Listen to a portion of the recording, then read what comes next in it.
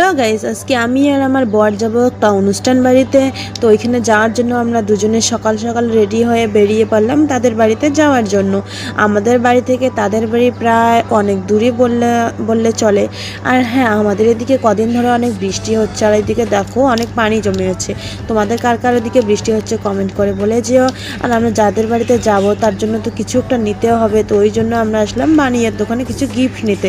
তো এসে দুজনে দেখলাম দুটো পলা, তো এই দুটো ভালো লাগলো না, ওই জন্য একটা দেখলাম চেন। তো ফাইনালি আমরা চেনটা নিয়ে নিলাম।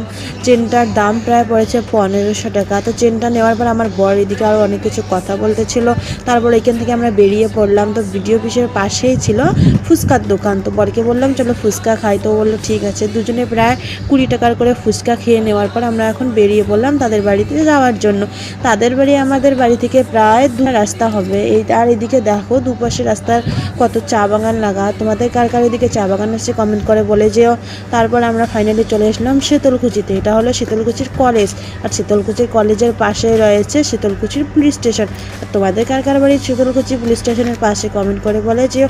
যেহেতু আমরা কুটুম বাড়ি যাচ্ছি ওই জন্য কিছু তো একটা নিতেই হবে, ওই জন্য মিষ্টির দোকানে আসলাম কিছু নেওয়ার জন্য।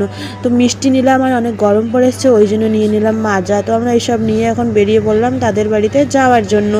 তো আমরা প্রায় 2 ঘন্টা জার্নি করে তাদের বাড়িতে ফাইনালি আমরা চলে আসলাম। তো আমরা আসছিলাম একটা বাচ্চার মুখে ভাত অনুষ্ঠানে। তো এসেই দেখো এর ছিল মুখে ভাত অনুষ্ঠান। তো এইসব দেখার পর আমরা আসলাম এখন খেতে। তো খাওয়ার আইটেম অনেক কিছু ছিল, তো আমরা এখন খাই। আর তোমরা সবাই লাইক সাবস্ক্রাইব করে যেও। আল্লাহ হাফেজ।